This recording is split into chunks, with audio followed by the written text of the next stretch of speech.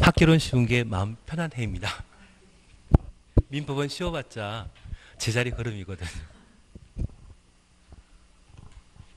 저 같은 경우에도 대학 다닐 때 민법을 1학년 때 민총, 2학년 때 물권, 담보 물권 했고 3학년 채권 그리고 채권 강론 했었는데 모르겠더라고요. 아마 많은 시간이 걸리실 겁니다. 그래서 아마 우리가 기본서를 한 민법 같은 경우 3회독 정도 하셨다고 하면 그때 좀 기출문제라는 것을 갖다 놓고 한번 풀어보시는 게 필요하십니다. 풀리는지 안 풀리는지 3번 정도 들고 하시는 게 필요하십니다. 그리고 2차 공부하시면 항상 중개사법을 잘 해놓으셔야 됩니다. 5개 과목 중에 중개사법만 80 이상 나올 수 있습니다. 90도 가능하시더라고요. 작년에 이상한 분들이 공법에서 92.5 나왔다고 저한테 자랑하시는데 그 시간이 있으면 영화를 한 편 더 보시는 게 더 나으시지 지나치게 공부할 필요는 없는 것 같습니다. 그냥 적당히 공부하시는 게 공법은 가장 편안하게 합격하는 방법이 아닌가 싶습니다. 도움이 안 되는 이야기만 드렸습니다. 하여튼 제가 건너뛰라고 하는 건 건너뛰십시오. 그리고 건너뛴 부분이 시험에 나오더라도 놀라지 마시고 그냥 아무거나 잘 찍으시면 됩니다. 그러시면 그게 정답이십니다. 이번 시간에는 6장 기타 건축 제한 보시는데 1절 안 합니다. 그리고 제2절 보시게 되면 건축물의 높이 제한 차시였죠. 얘를 함께 봐주십니다. 우선 1번입니다. 허가권자는 가로 구역, 가로 속에 도로로 둘러싸인 일단의 지역을 말한다. 단위로 대통령령에 정하는 기준 절차에 따라 건축 높이를 지정 공고할 수 있습니다. 그리고 박스에는 가로 구역의 높이 지정 기준인데 디귿과 니은과 디귿을 묶어 놓습니다. 니은 끝에는 도로의 너비 그리고 디귿 끝에는 간선 시설의 투용 능력이라는 것을 볼 수 있습니다. 436페이지에 제2절 차시였죠. 박스 속에 니은과 디귿을 묶어만 놓습니다. 그러면 우리 이렇게 잠깐 이해해 놓습니다. 우선 우리가 함께 공부하시는 게 건축법과 관련된 안전한 건물을 건축하기 위한 건축 제한을 공부하시는데 도로와 관련되어서는 도로에 대한 기본적인 개념 파악하셨다고 하면 도로란 사람의 보행과 차량 통행이 동시에 가능한 폭 4m 이상의 도로와 예정 도로를 건축법상 도로라 하고 고속도로나 자동차 전용 도로는 법상 도로가 아닙니다. 사람이 걸어 다니질 못하기 때문에 고속도로는 건축법상 도로 아니다. 그렇게 파악해 놓으시고 그러한 도로가 만들어지게 되면 대지에 건축되어 있는 건물을 사용하기 위해 건물 건축하는 대지는 도로에 2m 이상 첩해야 된다. 264, 364란 말로 대신해 주십니다. 그리고 모든 대지가 도로에 직접 붙어 있다면 민법 242조에 따라 인접한 대지 경계선으로부터 반메타, 0.5m 이격해서 건물 건축할 수 있는데 건축법상 도로를 기준으로 해서는 도로 경계선 침범해서는 안 됩니다. 그래서 대지와 도로 사이의 경계선을 뭐라 한다? 건축선이라 표현하게 됩니다. 다만 도로가 소유업에 못 미치는 경우, 미달되는 경우에는 대지의 건축선이 지정될 수 있거든요. 소유업에 미달되는 도로가 확장되게 되었을 때 지금은 아니지만 미래 도로 확장 시에 대지와 도로 사이의 경계선이 대지에 지정되는 경우가 있습니다. 통상 양쪽에 대지가 존재한다면 중심선과 소유업이 2분의 1을 건축선 지정 기준으로 삼고 경사지란 말 보게 되면 경계선과 소유너비를 건축선 지정 기준으로 삼게 됩니다. 그리고 이런 건축선이 만들어지게 되면 건축물 건축 시에 건축선 침범해서는 안 됩니다. 지표 아래는 예외 인정된다라는 것 파악하시면서 지표 아래 부분의 경우에는 교통에 직접 이용되지 않기 때문에 대지와 도로 사이의 경계선을 침범하는 건축행위 가능하다라는 것 파악해 놓습니다. 그리고 6교 보시면서 4.5m라는 것을 확인만 해 놓으시면 될 겁니다. 그래서 건축선에 관한 사항 그렇게 정리해 주시는 게 필요하고 대지와 관련되어서는 조경에 관한 사항을 정리하시는 게 필요합니다. 면적 200제곱미터 이상의 대지의 건축 시에는 조경 조치하도록 되어 있는데 소규모 공장과 소규모 물류시설의 경우는 조경 의무를 면제 생략합니다. 다만 주거지역, 상업지역에 만들어져 있는 물류시설의 경우는 규모에 관계없이 적용 대상이라는 것만 구분해 놓습니다. 그리고 이런 대지에 건물 만들어지게 되면 이 건축물은 구조, 설비로 구성되어 있는데 여기 구조와 관련되어 안전 확인 서류 제출 대상, 그리고 소방관 진입 창에 관한 사항, 승강기에 관한 사항 딱 3가지만 해놓습니다. 그 밖의 사항은 돌아가면서 또는 법이 개정되었을 때 한 번씩 출제되는 내용이기 때문에 나머지는 천천히 해 나가시면 됩니다. 그리고 두 번째, 지나치게 높은 건축물은 조망권이나 일조권에 침해하는 경우가 있습니다. 이걸 방지하기 위해 건축부에서는 높이를 제한하게 되는데 그 높이 제한 방법과 관련되어 가로 구역의 높이 제한 규정을 따로 두고 있습니다.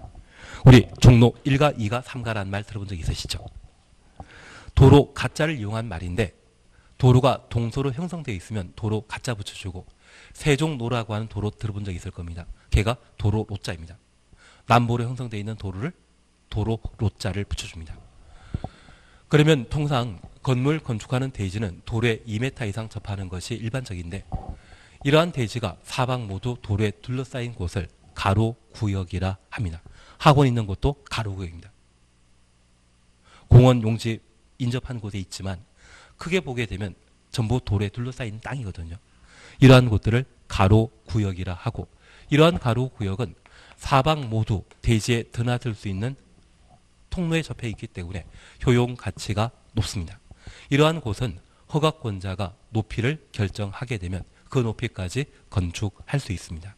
그런데 이런 가로구역은 제1호텔도 한번 방문해 보시게 되면 그 제1호텔의 가로구역에는 건물 한 동만 만들어져 있는 것이 아니라 여러 통이 만들어져 있거든요. 특별히 이 도로가 폭 25m에 접한 도로와 4m 도로에 접한 땅이 있을 때 이쪽에 지나치게 높은 건물 건축하게 되면 유동인구 감당하지 못하겠죠. 큰 도로에 접해 있을 때는 높게 건축하는 것을 허용하게 될 겁니다. 그래서 도로 너비가 가로구역 높이의 결정 기준이라는 것을 파악해 놓습니다. 취지 조금 이해하시겠습니까? 그래서 여기 가로구역의 높이 적용 대상은 사방 모두 도로에 둘러싸인 가로구역이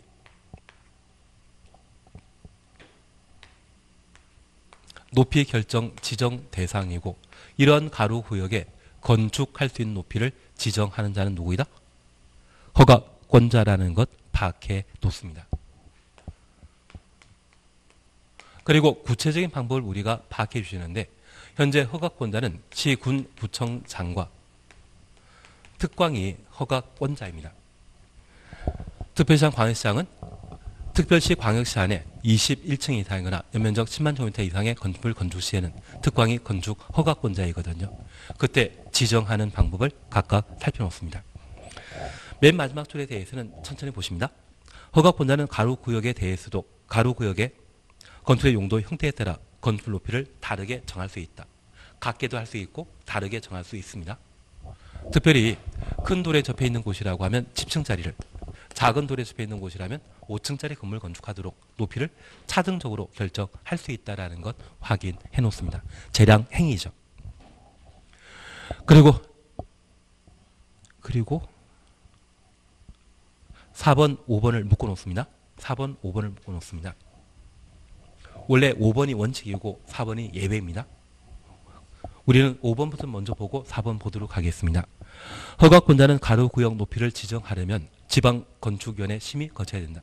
지방건축위원회 심의 가로 해놓습니다. 그리고 4번 보십니다. 특별시장이나 광역시장은 도시관리에 필요하면 특별시, 광역시 조례로 정할 수 있다. 조례 동그래 놓습니다. 그래서 시, 군, 구청장이 허가권자라고 하면 지방건축위원회 심의 거쳐 가로구역의 높이를 결정할 수 있고 특광이 허가권자라고 하면 조례로 건축 높이를 결정할 수 있는데 우리가 알고 있는 제1호텔들은 층수가 123층이고 높이는 555m이거든요.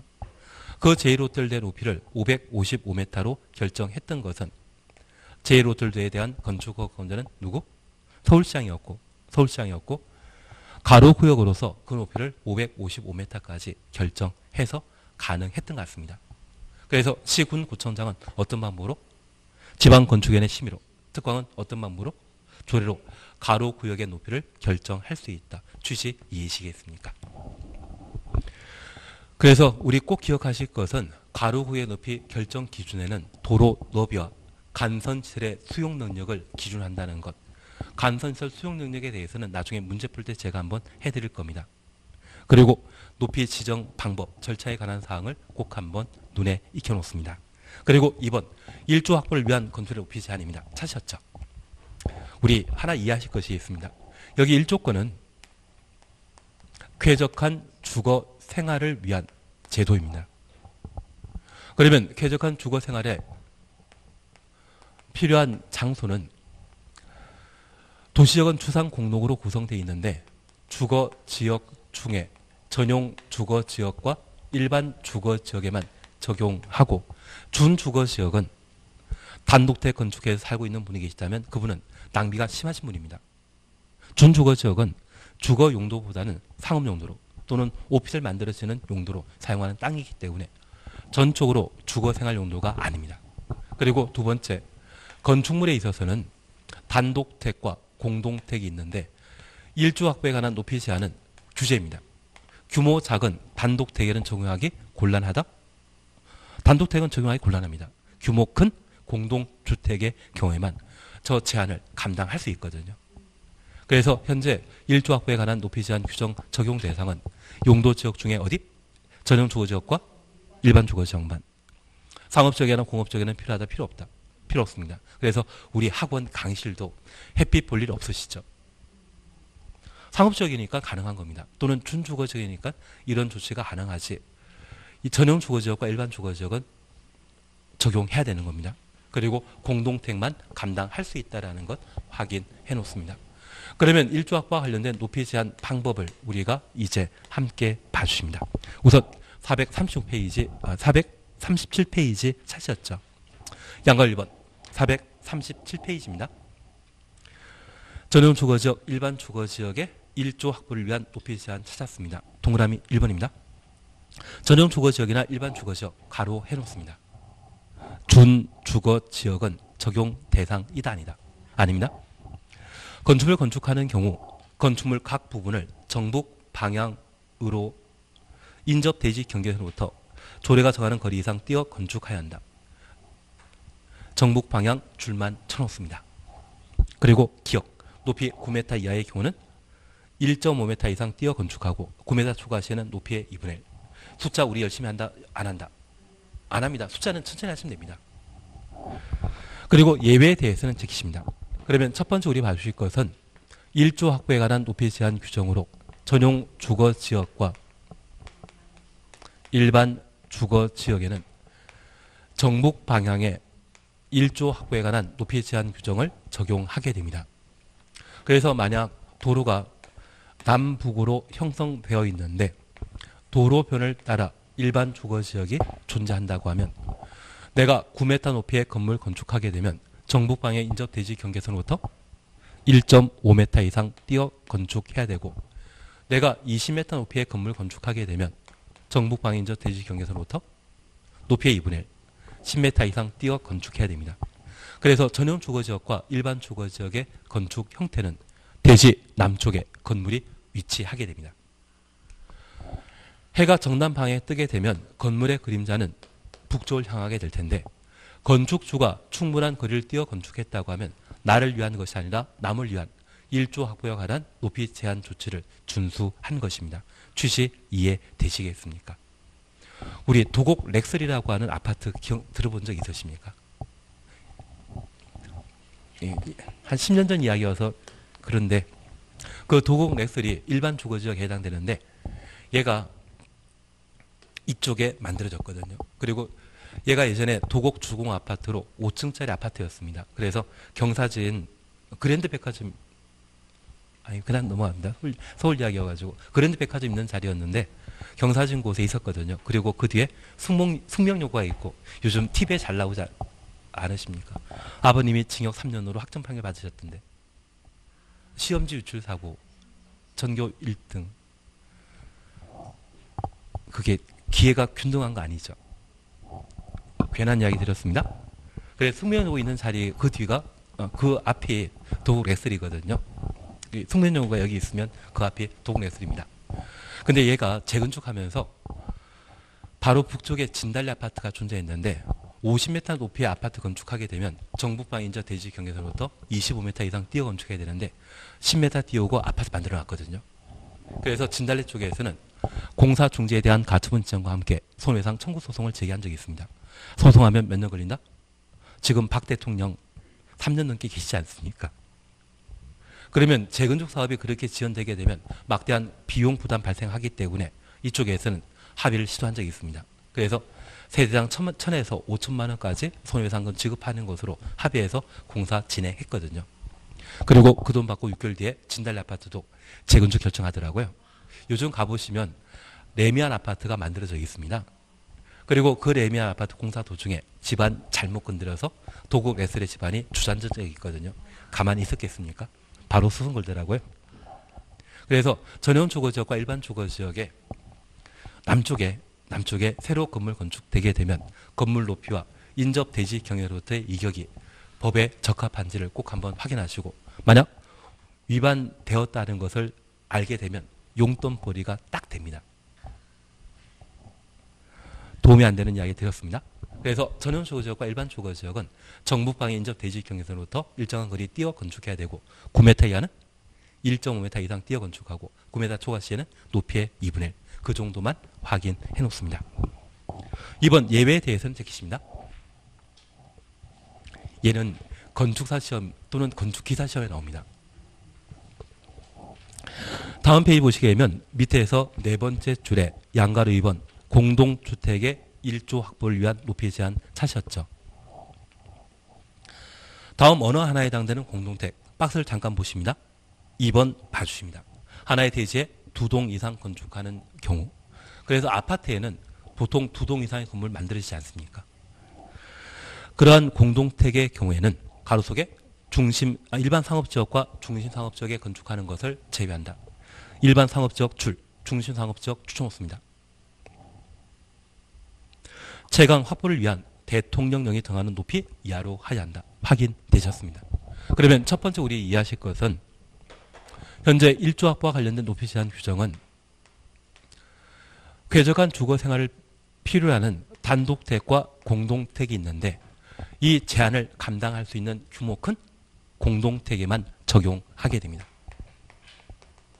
그래서 하나의 대지에 2동 이상의 건물을 건축하는 공동주택 이러한 경우에는 채광창 방향의 1조 확보에 관한 높이 제한 규정을 적용하도록 되어 있습니다.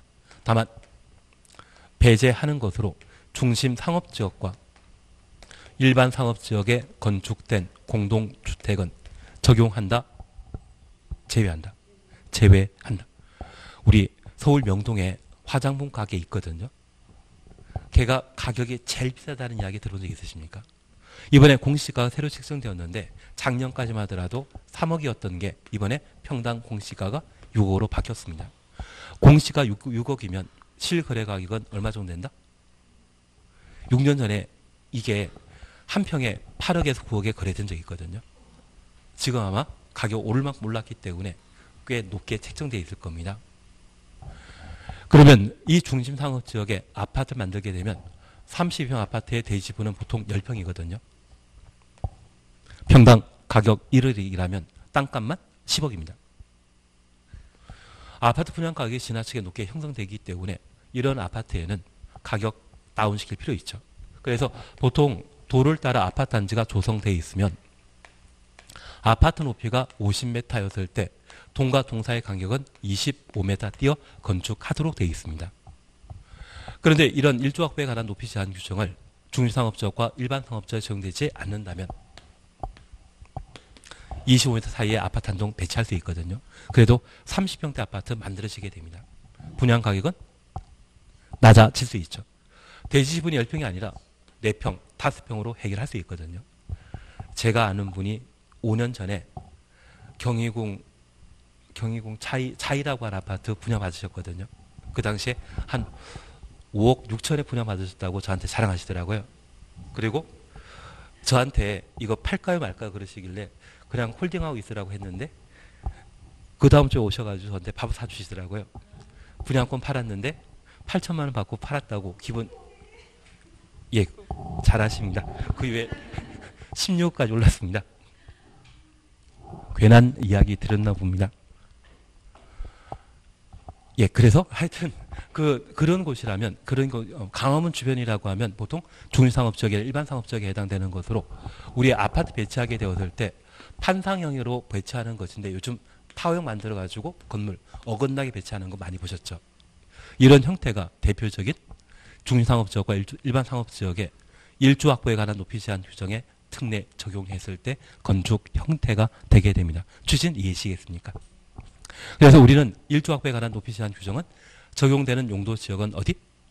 전용주거 지역과 일반 주거 지역. 적용 대상 건축물은 공동주택이라는 것 확인하시고 저 공동택이 건축되는 용도 지역이 중심 상업지역과 일반 상업지역의 경우는 적용한다? 배제한다?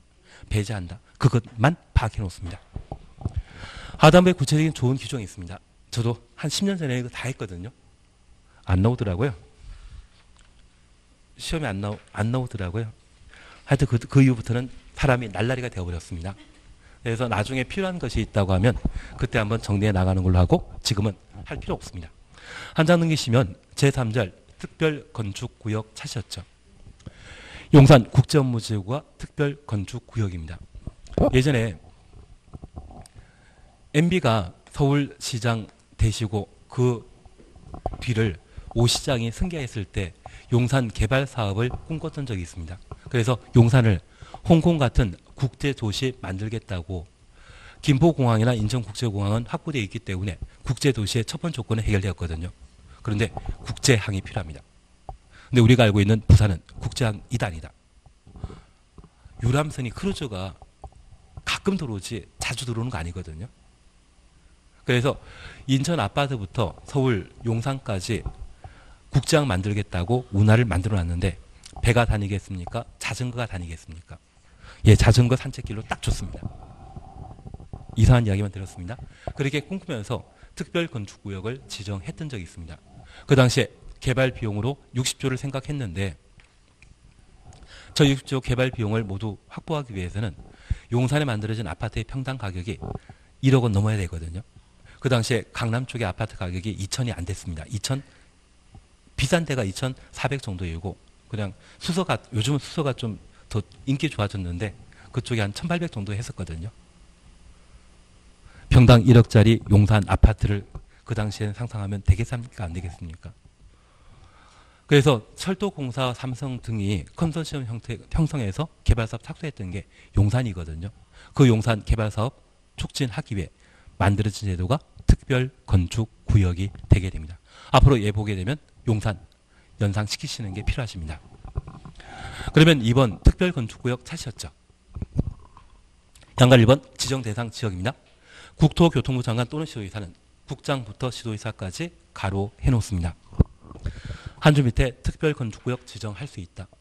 특별건축구역의 지정권자는 국토교통부 장관, 시도의사라는 것 확인해 놓습니다. 박스에 관한 내용 필요 없습니다.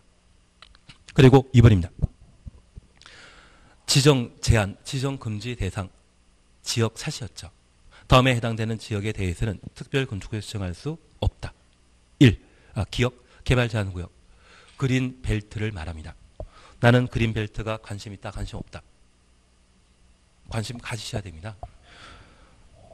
MB 이전까지만 하더라도 개발 제한 구역은 절대 해제될 일 없다 했는데 MB가 세곡동과 내곡동 개발 제한 풀면서 보금자리 주택을 만든 적이 있거든요. 그 당시에 3억 5천에 공급되었는데 지금은 15억 정도 하시는 것 같더라고요. 그래서 1년에 한 2억씩 가격이 오르지 않았나 싶습니다. 우면산 쪽도 한 14억 정도까지 오른 것 같더라고요. 금남면 일대도 지금 개발 제한 구역이지 않습니까? 반성역으로부터 금남역 쪽에 KTX역 만들어지게 되면 지하철 바로 뚫리거든요. 그러면 찾아오신 분들 꽤 많으실 겁니다. 지금 오를 만큼 다 올랐죠.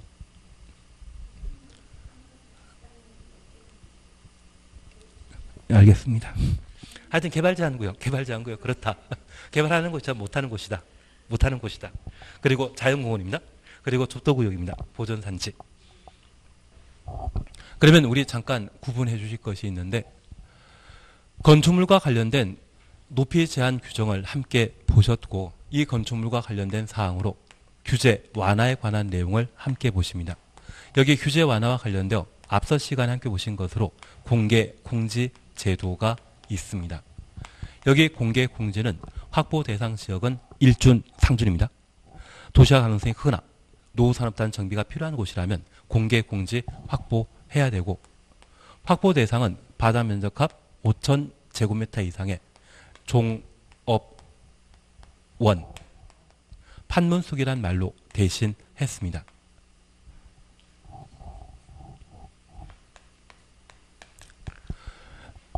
그래서 우리 종교시설, 종종 오늘 때는 종합병원, 종교시설, 업무시설, 운수시설, 판매시설, 문화집회시설, 숙박시설, 이 6가지 경우에는 5천 이상인 때 공개 공지를 의무적으로 설치하도록 되어 있고, 설치 방법은 대지 면적의 100분의 10 이내 설치하도록 되어 있는데 필로티 형식도 가능합니다. 이러한 방법으로 공개 공지, 파브라 시설 설치하게 되면 규제 풀어주게 되는데, 법률에서는 건폐율, 용적률, 높이 제한을 대통령령이 정하는 바에 따라 완화할 수 있고, 시행령에서는 위임 바다 용적률과 높이 제한 규정에 대해서만 1.2배 완화하고, 건폐율에 대해서는 완화 규정 없습니다. 만약 공개 공지 설치한 건축물에는 건폐율과 용적률을 1.2배 각각 완화한다, 이 말 나오면 틀립니다. 건폐율은 구체적인 숫자 나오면 안 됩니다. 용적률과 높이 제한에 대해서만 구체적인 숫자 나온다라는 것 확인해 놓습니다. 그리고 두 번째 우리 보시는 게 특별 건축 구역이 되게 됩니다. 여기 특별 건축 구역은 용산 국제업무지구처럼 초고층 건축물을 만들기 위해 만드는 제도인데, 이러한 특별 건축 구역과 관련되어 각종 개발 사업이 예정된 곳이라고 하면 특별 건축 구역으로 지정할 수 있지만, 개발 제한 구역에 해당되는 그린벨트는 지정 대상 2단이다. 우선 얘는 개발 사업 한다 못한다? 못하는 곳이죠. 그리고 접도 구역은 도로 주변의 땅을 말합니다. 도로는 도시지역과 비도시지역을 연결하는 교통수단인데, 도시지역에는 차량의 과속 운행 방지하기 위한 다양한 시설 갖춰져 있지만 시골에는 그런 시설 없거든요. 그래서 차가 도로를 이탈하는 경우가 있습니다. 그래서 도로 변으로부터 한 5m 또는 10m에 말뚝 하나 세워놓고 그 말뚝에 접도 구역으로 적어놓은 게 있다고 하면 걔가 이 땅을 말합니다. 만약 이런 곳에 내가 집을 짓고 살고 있으면 밤늦은 시간에 차를 끌고 누가 오십니다. 불안해서 못 살지 않겠습니까? 그래서 이 접도 구역에는 건물 건축할 수 있다 없다? 없습니다. 대신 요즘 식당 차리는 분들은 참 좋아하시더라고요. 접도 구역 부분에는 주차장을 사용하고 그 부분에 건물 배치하더라고요. 하여튼 접도 구역은 생각에 따라 싸게 살 수 있고 비싸게 팔 수 있습니다. 싸게 사고자 한다면 접도 구역 부분은 건물 건축하지 못하니까 싸게 넘겨라, 그 이야기 할 수 있고, 건물 용도가 뭐냐에 따라 가치가 달라질 수 있거든요. 그래서 이 접도 구역은 기본적으로 건물 건축하는 땅이다, 못하는 땅이다. 못하는 땅이라는 것 확인해 놓습니다. 그리고 자연공원은 국립공원을 말합니다. 이런 국립공원 주변에 대규모 개발 사업 하게 되면 자연경관을 훼손할 수 있기 때문에 개발 사업 못하는 땅입니다. 그리고 보전 산지입니다. 산은 딱 두 가지 있습니다. 보전 산지와 준보전 산지. 준보전 산지라고 하면 괜찮은 땅인데, 보전 산지의 경우는 묘도 함부로 못 만듭니다. 그리고 이 보전 산지는 공익용 산지와 임업용 산지로 구분하는데, 잣나무 심거나 밤나무 심고자 한다면 임업용 산지를 구입하셔야 되고, 공익용 산지는 진짜 개발 못합니다. 보전 산지는 개발 용도이다, 비개발 용도이다. 비개발 용도이다. 그래서 산을 구입하게 되면 항상 준보전 산지, 보전 산지로 지정되어 있겠습니까? 지정 안 돼 있겠습니까? 산은 산인데 보전 산지 아닌 산을 준보전 산지라 하거든요. 그래서 이 네가 용도의 경우는 특별 건축구역 지정 대상이 아니다. 그거 잡아주시는 게 필요합니다. 한 장 넘기시면 동그라미 2번입니다. 국토교통부 장관 또는 시도의사는 특별 건축을 지정하는 지역이 한 줄 밑에 군사기지, 군사시설 보호구역, 군사기지부터 보호구역까지 가로 해놓습니다. 국방부 장관과 사전에 협의해야 한다. 국방부 장관 추천했습니다. 얘가 군사기지는 사실 특별 건축 지정되어 초고층 건축물이 만들어지게 되면 간접들이 분양받을 겁니다.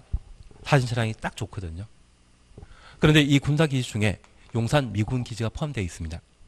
박원순 시장께서는 용산 미군기지가 이전되게 되면 공원 만들겠다고 하는데 그 마음 속에는 절반은 공원 만들고 절반은 개발하겠다고 생각하고 계십니다.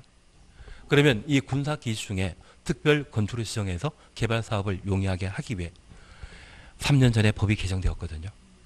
이것은 박원순 시장을 위한 법률 개정으로 기억해 놓으시면 요즘 미군기지 이전하면서 공원 만들겠다고 이야기하지 않으십니까? 그게 성공하시면 2년 뒤에 대통령 선거 나오지 않으시겠습니까? 아니 청계천 복원사업 해가지고 MB도 대통령 되셨는데 하여튼 이거는 박 시장을 위한 것으로 기억해 놓으시고 공개 공지는 이재명 경기도지사를 위한 법률 개정을 생각해 주시면 됩니다. 그래서 시사성 있는 문제로 생각하시면서 얘를 한번 살펴주시는 게 필요합니다. 얘는 지정할 수 있죠. 군사기지의 경우는 누구랑 협의해서? 국방부 장관과 협의해서 군사기지를 특별 건축으로 지정할 수 있다. 그렇게만 구분해 놓습니다. 지정 필요 없습니다. 지정 절차 필요 없습니다. 대신 해제 사시였죠. 우선 잠깐 이해하실 것이 있습니다. 우리가 공법 공부하게 되면 항상 대상과 절차. 특별 건축구역 지정하는 자는 누구이다? 허가권자입니까? 아니죠. 국토교통부 장관 또는 시도의사가 특별 건축구역 지정할 수 있다는 것 기억하시고 이들이 특별 건축구역 지정하고자 한다면 건축위원회 심의 거쳐야 됩니다. 국토교통부 장관 가끔 TV에 보시죠. 반갑지 않으십니까? 계속 국정 하다가 TV에 보면 참 반갑지 않으십니까? 그분은 정치가이시 건축 전문가 아니거든요. 그래서 건축과 관련된 이런 지정 절차 시에는 전문가 집단인 건축위원회 심의 거쳐야 되는 것 같습니다. 하여튼 코로나는 의료 전문가의 심의 거쳐서 뭔가 좋지 않은 게 가장 함정인 것 같고 건축은 건축 전문가에게 맡기는 게 잘 좋은 것 같습니다. 그래서 국토교통부 장관이라면 중앙건축위원회 심의 절차 거쳐야 되고 시도의사라면 지방건축위원회 심의 절차 거쳐 지정하게 됩니다. 개발 사업이 완료되게 되면 당연히 해제하는 것 당연하고 사업이 중단되는 경우 있거든요. 그런 경우를 함께 보십니다. 그래서 2번 해제 사셨죠. 해제 사셨죠. 박스를 보십니다. 지정 신청기간이 요청하는 경우 그냥 지나가십니다. 신청기간이 아마 재정지 아닐 겁니다. 특별건축을 지정해서 개발 사업 완료하게 되면 소유권 보존 등기와 이전 등기 절차를 거치게 되면 세금 많이 거치거든요. 그걸 포기하는 분이 계시면 재정이 아닌 분일 겁니다. 그리고 거짓, 그 밖에 부정한 법으로 지정받은 경우는 해제할 수 있다는 것 확인하시고 3번, 4번 묶어만 놓습니다. 3번 보시니 특별 건축구역 지정일부터 5년 이내 구역 지정 목적에 부합하는 건축의 착공이 이루어지지 아니한 경우 착공 추천했습니다. 우리 착공하면 2착이라 했습니다. 2착이라 했습니다. 건축신고와 관련되어서는 1착, 공장과 관련되어서는 3착, 그리고 5착은 3개 있습니다. 주민이 입안 제한한 지구 단위 계획이 결정 고의되면 5년 내 공사에 착수해야 되고 착수하지 않는다면 5년 되는 다음날 효력 상실한다. 그리고 특별 건축구역이 지정되게 되면 5년 내 공사 착수해야 되고 착수하지 않는다면 특별 건축구역 해제할 수 있다.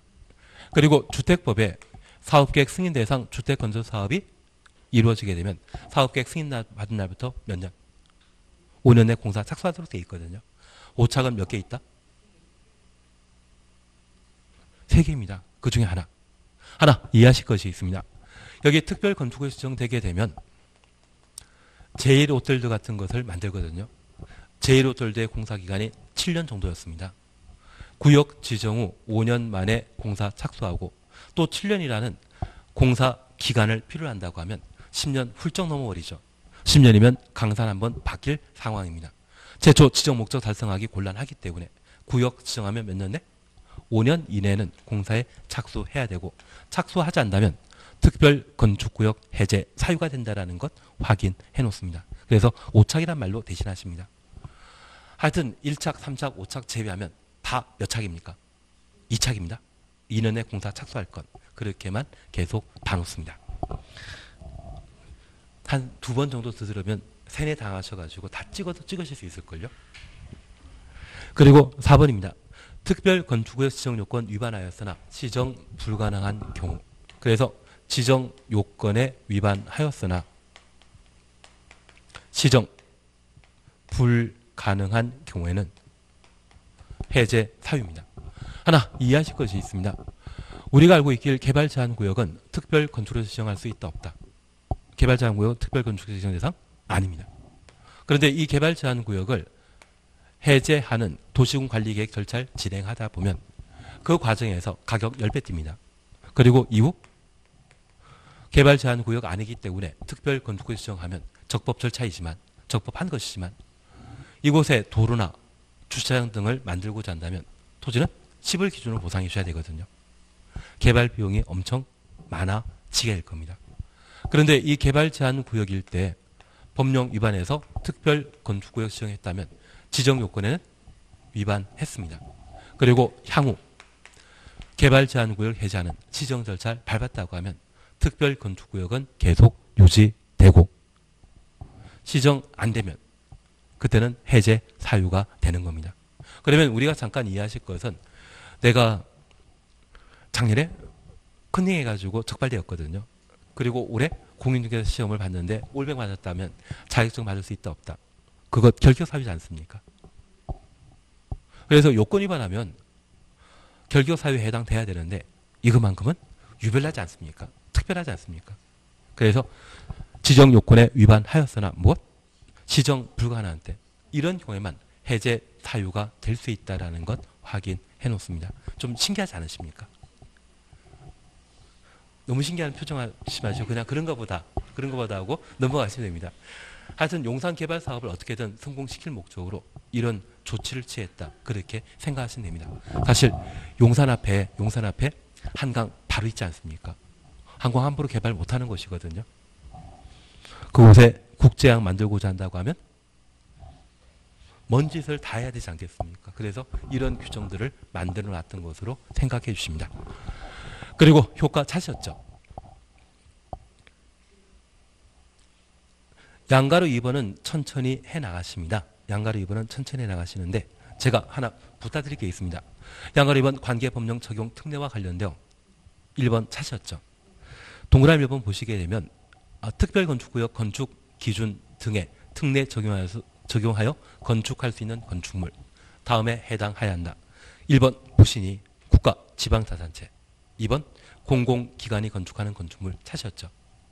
그러면 공공은 규모에 제한 없습니다. 용도 규모에 제한 없습니다. 그리고 3번 보시면 그 밖에 추천없습니다. 특례 적용이 필요하다. 허가권자 인정하는 건축물.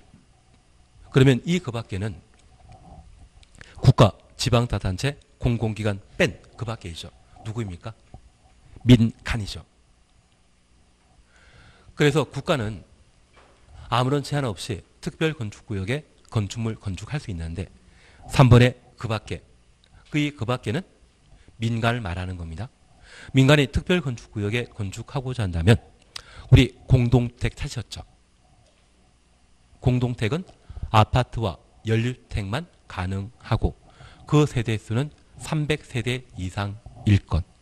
주상 복합 건축물 형태라면 200세대 이상일 것. 그리고 단독택이란 말 사셨죠? 한옥이란 말 확인해 놓으시고 그 한옥은 50동 이상일 때 특례 적용 가능한데 남산 한옥마을이라는 곳 들어본 적 있으십니까? 그게 최근에 만들어졌거든요. 그 남산 한옥마을 만들어졌을 때 바로 한옥이 50동 이상이었기 때문에 가능했었습니다. 취지 이해되시겠습니까? 그래서 국가 등을 포함한 공공의 경우에는 아파트를 100세대를 할지라도 건축할 수 있는데 그 밖에 민간의 경우에는 아파트 1주택에 한정하여 300세대 이상일 때 특별 건축구역에 건축할 수 있다. 그것만 눈에 겨놓습니다. 우리 주변에 가장 빈번하게 만들어지는 게 요즘 아파트지 않습니까? 그래서 그렇게만 한번 확인해 놓습니다. 다음 페이지 제기십니다. 그리고 특별 가로구역 안 합니다. 그리고 446페이지의 제4절 건축 협정 차시였는데 얘가 시간이 많이 걸리거든요.